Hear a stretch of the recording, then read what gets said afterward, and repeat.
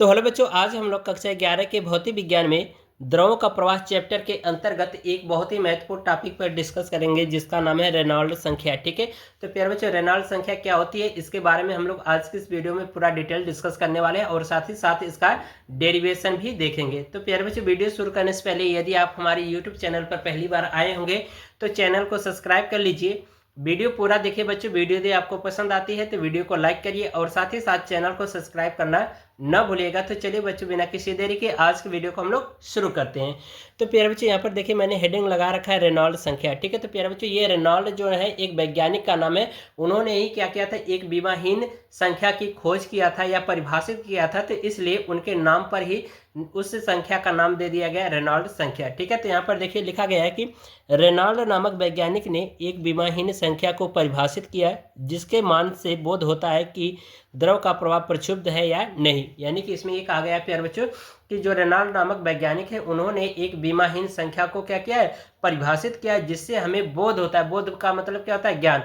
जिससे हमें यह पता चलता है कि जो द्रव का जो प्रवाह होता है वो धारा रेखीय है या फिर प्रक्षुब्ध है। ठीक है, तो प्यारे बच्चों, जो द्रव का प्रवाह होता है वो दो तरह का होता है, एक धारा रेखीय प्रवाह होता है, एक प्रक्षुब्ध प्रवाह होता है। धारा रेखीय का मतलब होता है कि बिल्कुल शांत और सीधे तरीके से क्या हो, द्रव अगर प्रवाहित होता है तो वह धारा रेखीय होता है। अगर वही द्रव क्या हो, चक्कर मारते हुए गोल गोल घूमते हुए अगर आगे की ओर बढ़ता है तो वह द्रव का प्रवाह कैसा होता है, प्रक्षुब्ध प्रवाह होता है। ठीक है, तो इसी रेनॉल्ड संख्या से हमें पता चलता है कि जो द्रव का प्रवाह है वो कैसा धारा रेखीय है या फिर प्रक्षुब्ध है। ठीक है, तो उसका मान ज्ञात करने के लिए यहाँ पर रेनॉल्ड नामक वैज्ञानिक ने एक विमाहीन संख्या को परिभाषित किया जिससे हमें पता चलता है कि जो द्रव का प्रवाह होता है वो कैसा होता है, प्रक्षुब्ध होता है या फिर धारा रेखीय होता है। ठीक है, तो आगे कहा जा रहा है कि इस संख्या को रेनॉल्ड संख्या अथवा रेनॉल्ड अंक कहते हैं जिसको हम लोग RE से दर्शाते हैं। ये बात समझ में आ रही।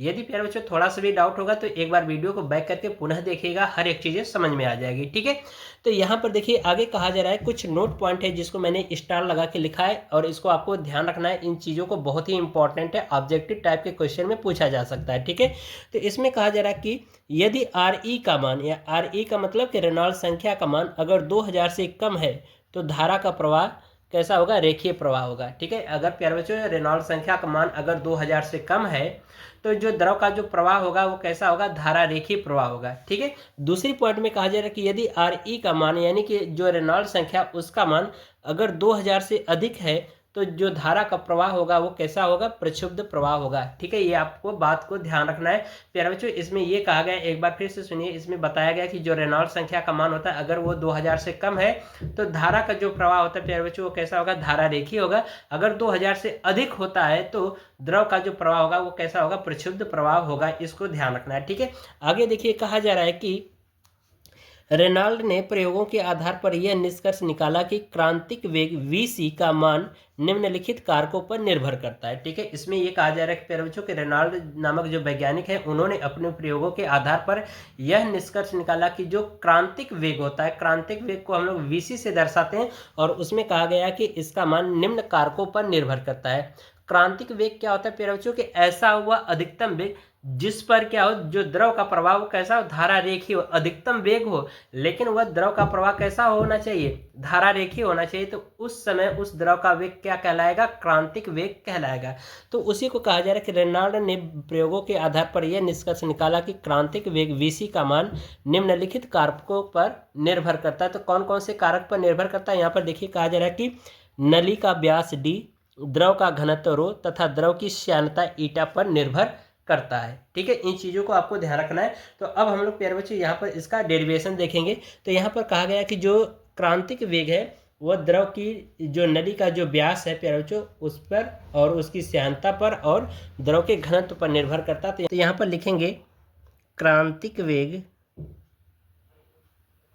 क्रांतिक वेग VC यहाँ पर हो जाएगा समानुपाती किस पर निर्भर होता है, श्यानता गुणांक ईटा पर निर्भर करता है, द्रव का घनत्व ρ पर और नली का व्यास D पर। ठीक है, ये निर्भर करता है। तो इसकी घात मान लेते हैं A, इसकी घात B और इसकी घात C मान लेते हैं। ठीक है, इसको मान लीजिए समीकरण नंबर A। ये चीज़ समझ में आ रहा है। अब प्यारे बच्चों हम क्या करते हैं, दोनों तरफ इनकी विमा सूत्र ले लेते हैं। ठीक है, तो यहाँ पर लिखेंगे दोनों तरफ विमा लेने पर, ठीक है, दोनों तरफ विमा ले लेते हैं। तो यहाँ पर ये हमारा वेग है, एक तरह का क्या है, वेग ही है। तो वेग की विमा सूत्र क्या होता है, एल टी के पावर -1। तो यहाँ पर हम लोग इसको लिख सकते हैं एम के पावर 0 और ये एल और टी के पावर -1 ये लिख सकते हैं। यहाँ पर हो जाएगा बराबर, और यहाँ पर श्यानता गुणांक का विमा सूत्र होता है प्यारे बच्चों एम एल के पावर -1 टी के पावर -1, ठीक है, ये होता है। बात समझ में आ रही।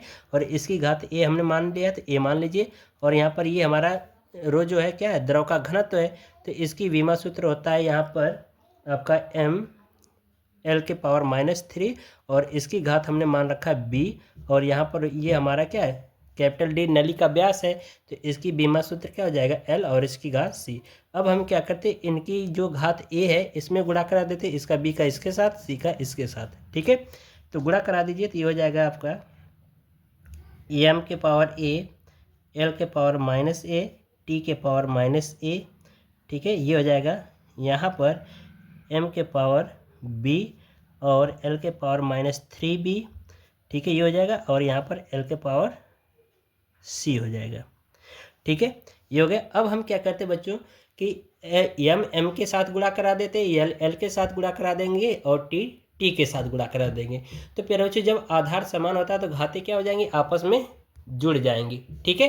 तो यहाँ पर गुणा कराइए एम एम का, यहाँ पर एम है, यहाँ पर एम है, यहाँ पर नहीं है।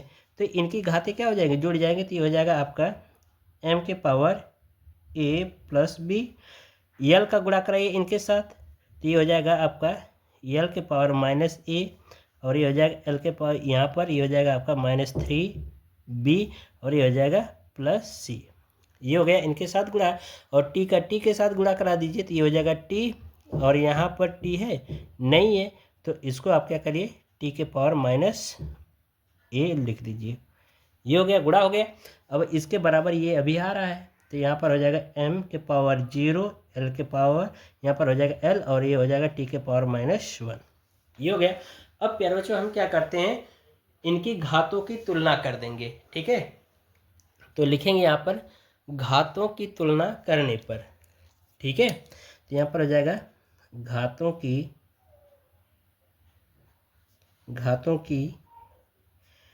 तुलना करने पर, घातों की तुलना कर देंगे बच्चों। तो यहाँ पर देखिए ये हमारा m के पावर 0 है, तो यहाँ पर m के पावर क्या है, a + b। तो ये हो जाएगा आपका a + b = 0, ठीक है। इसको आप मान लीजिए समीकरण नंबर 1, ठीक है। और यहाँ पर इसकी तुलना करिए l की घात का, तो यहाँ पर देखिए यहाँ पर l की घात कुछ नहीं है तो 1 मानेंगे, तो यहाँ पर कितना है -a -3b और +c = 1, ठीक है। तो ये हो जाएगा आपका समीकरण नंबर 2, ठीक है।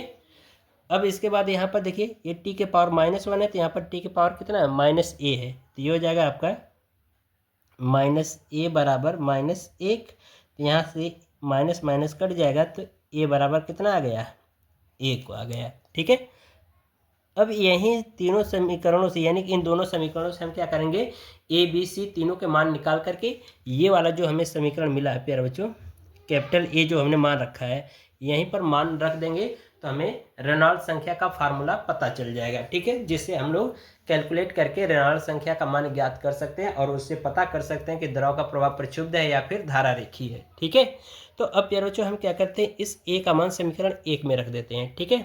तो यहाँ पर लिखेंगे ए का मान समीकरण 1 में रखने पर, ठीक है, 1 में रख दीजिए। तो ये हो जाएगा आपका 1 + b = 0। तो ये हो जाएगा b = -1, ठीक है। तो यहाँ से देख रहे हो b का मान पता चल गया, ठीक है।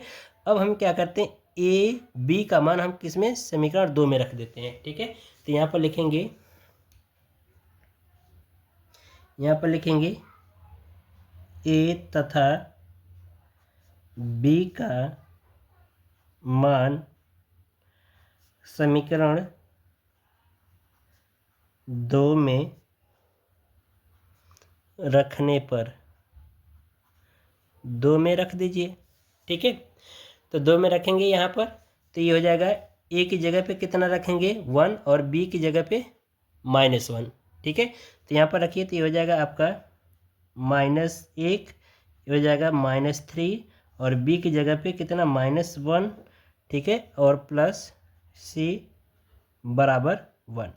ठीक है, इसको अब हल कर लीजिए, तो ये हो जाएगा आपका -1, ये हो जाएगा आपका +3 और ये हो जाएगा आपका प्लस सी बराबर 1।